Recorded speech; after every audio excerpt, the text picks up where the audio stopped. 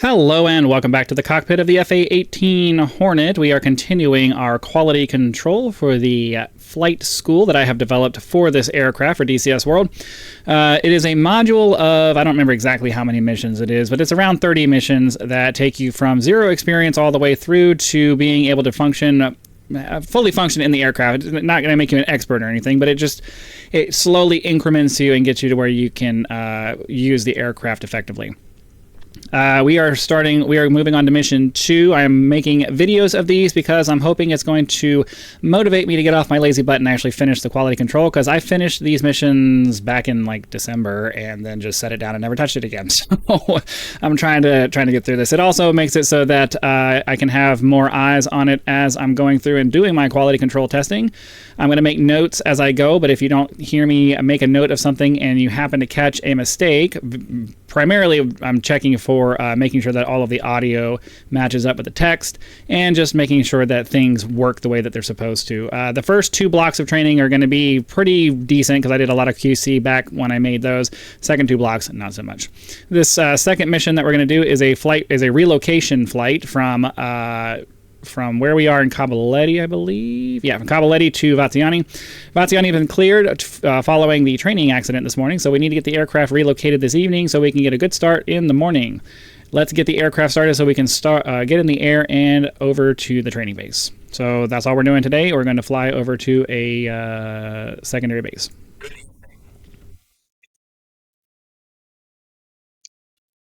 Everything, all of these are going to have highlights for the startup process until you get to the second block of training.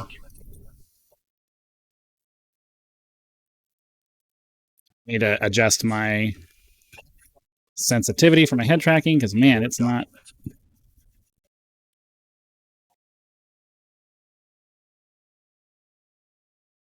Okay, hold on a second. Get off that. Get off that. There we go.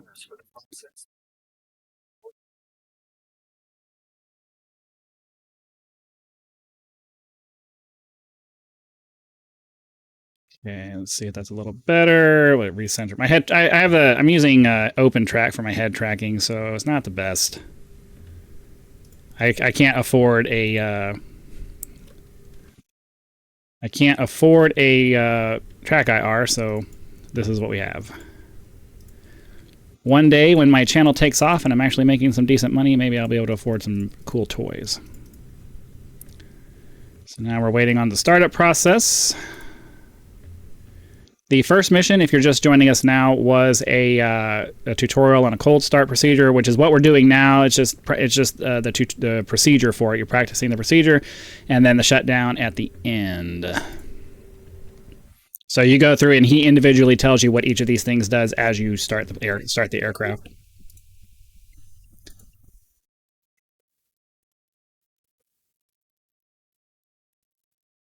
Waiting for the stored heading.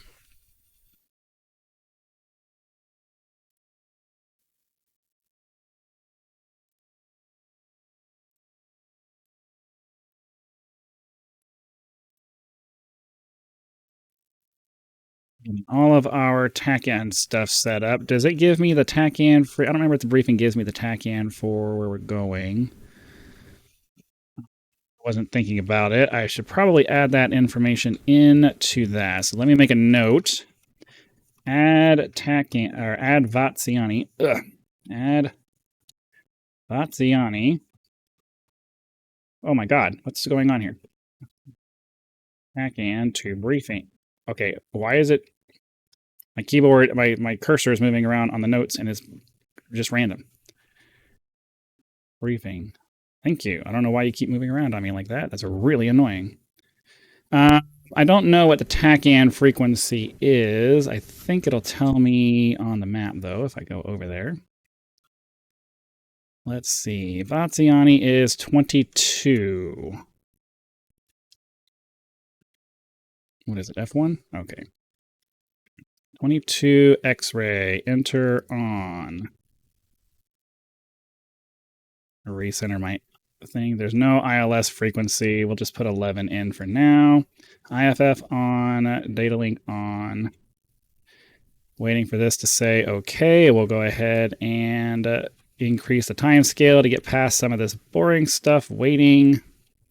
Once it switches to the map, it's done, and we can get rid of the parking brake.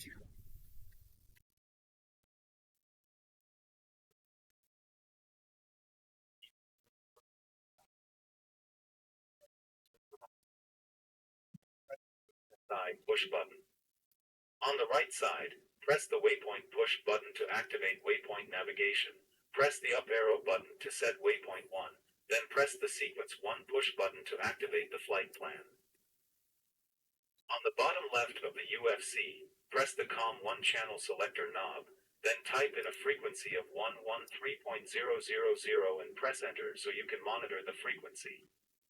You won't need to make any radio calls, as I'll be taking care of that on another channel, but we need to get you into the habit of setting up your comms. Slowly add throttle to get the aircraft moving and make a left. Aircraft.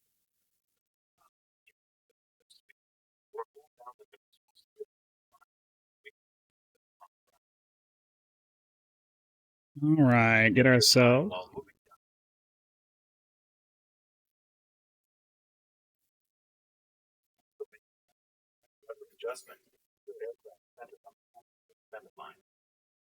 Trying to get a little bit more comfortable in my chair there because I wasn't really set up for.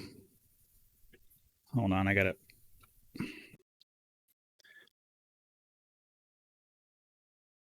Slow down a little bit. We're a little fast. Yo, what's. Oops.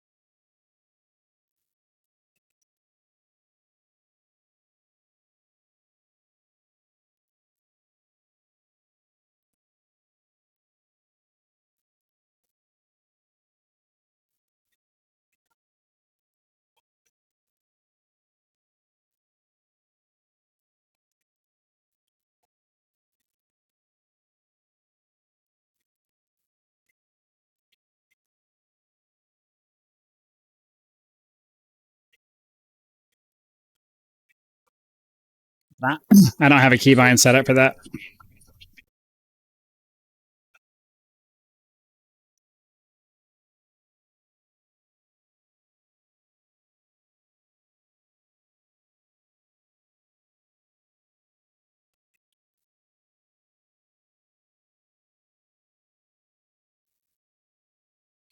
There we go. I'm gonna get the autopilot set up.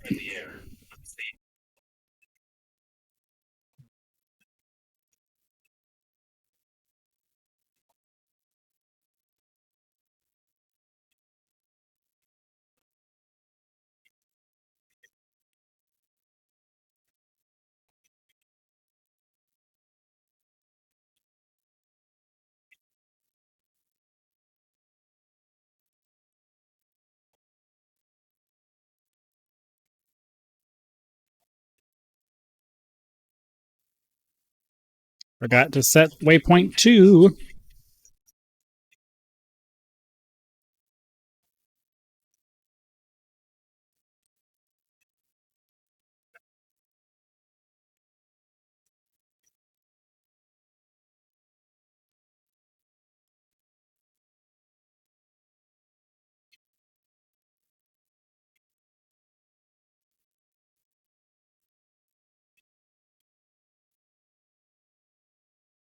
I need to slow it down. I mean, technically, I have it at 350 knots because at some point in the middle of this, you're gonna slow down and practice dirty flight for landing. You'll see here in a minute. Once we get up to 10,000, well, I guess we can kind of speed this up a little bit.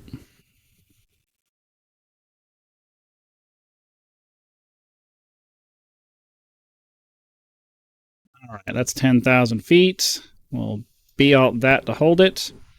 And we'll just leave our auto throttle here. And let's speed up some time here because we don't need to be doing this in real time. It'll take forever. Sorry, I'm trying to recenter my...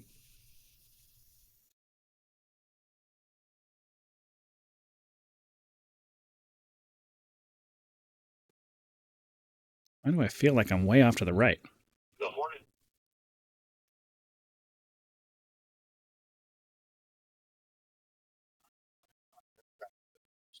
requires an extremely robust landing gear due to the fact that the aircraft needs to plant itself onto the carrier deck in order to catch the arresting wire and stop before it plunges off the side into the ocean. Because of this, the standard landing procedure does not require the flare typical of landing most other aircraft, so the Hornet pretty much just flies straight into the ground to land safely, assuming you have the aircraft at the proper angle and speed. To ensure that the aircraft is at the correct angle and speed, a new indication will appear on the HUD called... Forgot to set auto advance. It was circling. As the name suggests,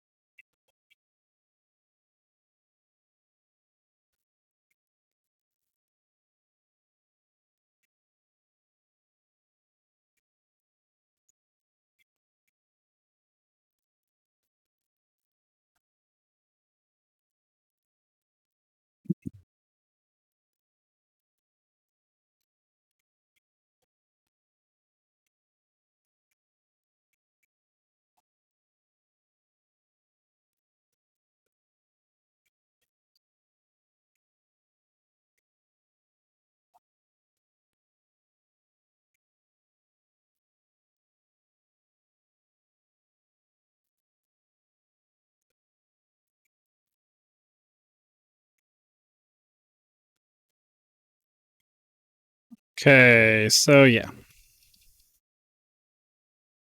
Just trying to slow down here.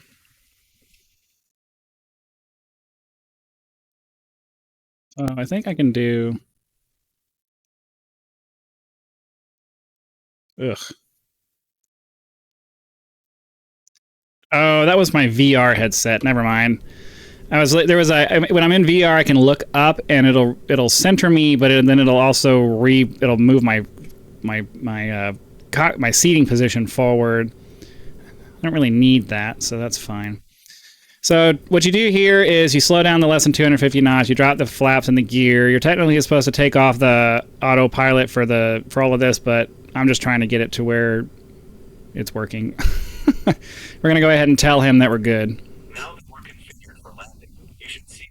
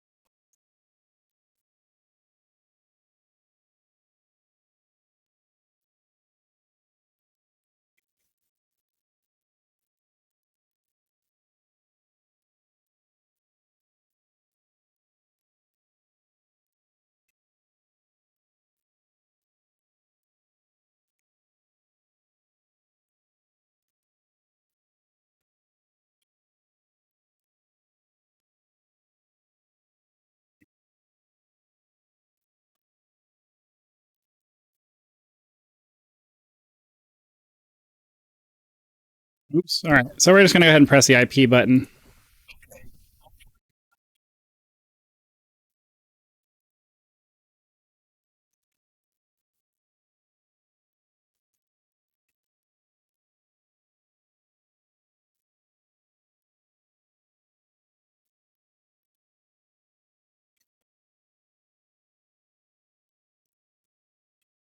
I'm gonna turn off my head tracking. It's really distracting me. Set your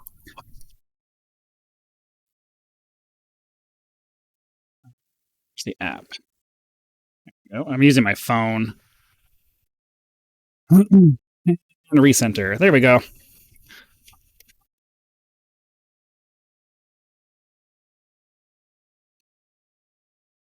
But now my looking around keys aren't working. Weird. All right. Well, I'm not going to worry about it too much. We're mostly just testing this stuff. Yeah, I'm not sure why my looking around keys aren't working. That's very annoying. But we're going to go ahead and advance time now to get past most of this.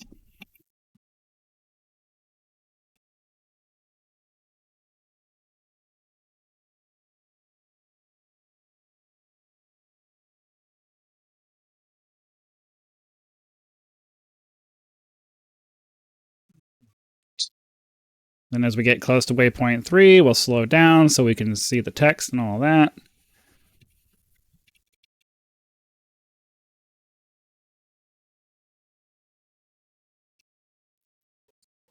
now, and the autopilot should be turning the aircraft to the right to line up with the runway. Once the aircraft levels out, turn off the autopilot, reduce speed to less than 250 knots, then lower the landing gear and flaps. This time, though, allow the aircraft to begin a slow descent toward the runway. Once the aircraft settles down, adjust speed to about 130 knots. The speed is slower this time because we're actually landing.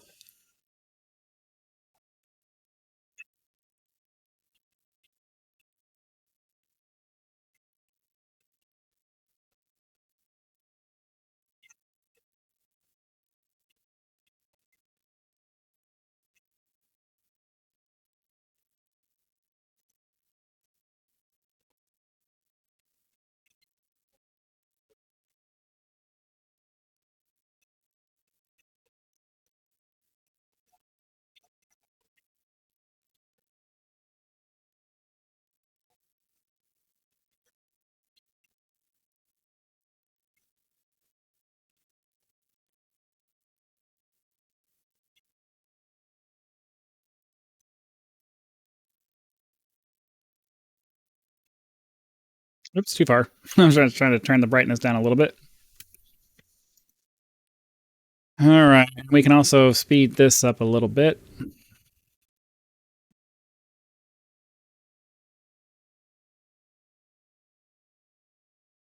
We're at idle throttle right now.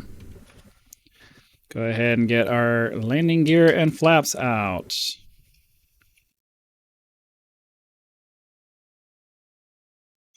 Whoops, come on. Oh, whoa, what the? I don't know. Sometimes the pitch trim on this, when you do that, when you're trying to adjust things, it just goes all over the place. It's very aggressive. I don't know if it's because I'm too fast or I don't know what, but it's really frustrating when it does that. All right, I need to get way over to the right. I'm not anywhere close to where I need to be.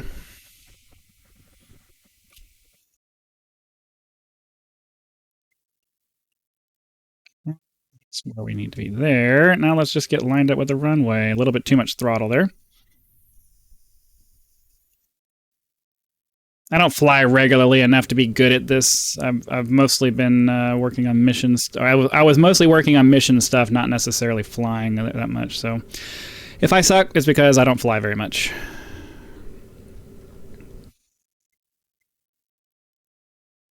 It's really annoying. I wish it would stop.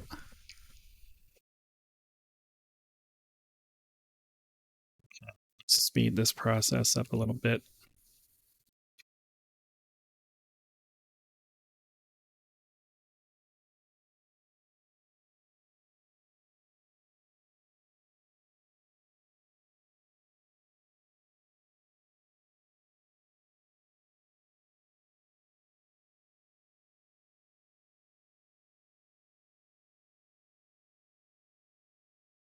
Get ourselves as close to the numbers as we can.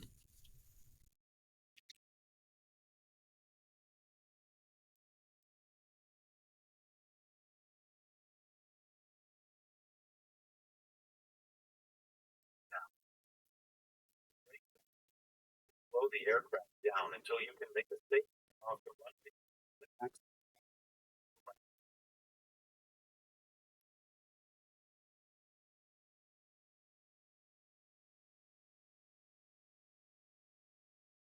What's that for?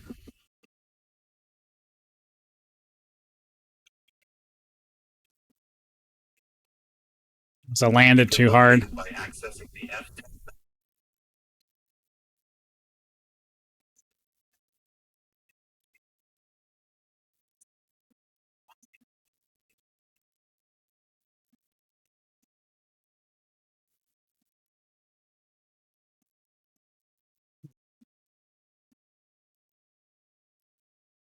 Okay, and then we'll zoom, fast forward through this part here.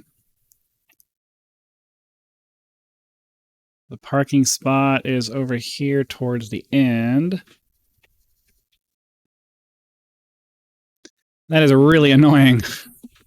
I must have landed too hard. Okay, is this the spot here?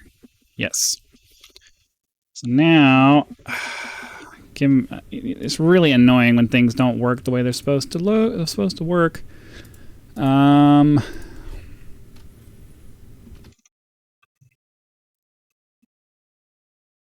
What are the camera views here? I forget. Or it's cockpit. I think it's cockpit camera views, right? View cockpit. I want to move the camera, and I'm not really looking for snap. Oh, here we go. Why did all my keybinds get taken down?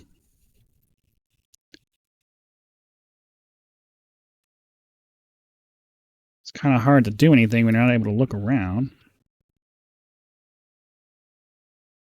Wait, up that one there. Okay. I have a DCS World screenshot thing getting in my way. Why? Okay.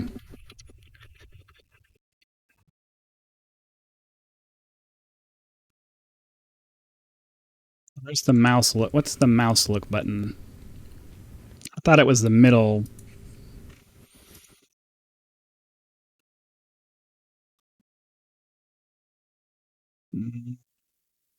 There's a mouse. I know there's a mouse look, but I'm so sick and tired of control issues. It's not this game. This isn't the only game. My farm simulator game has control issues too. I need to be able to look around, but I can't because. Oh, you know what? I didn't close that. Can I look?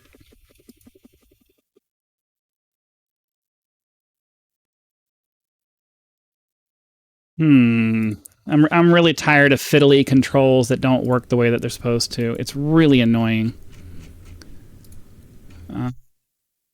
Access commands. Reset. Clear. Clear. Clear. Clear. Clear. Clear. And then there we go. Do that. Do that. Get rid of the O-bogs. Turn that off. Turn that off. Am I able to look around? Oh, there we go. TACAN off. Canopy open. Oh, wrong way. Oh, I gotta reduce the sensitivity of that. That's a little bit obnoxious. Right shift or left shift off. These get turned off. That gets turned off. That gets turned off. Off. Right engine gets turned off, and that gets turned off. All right, there we go.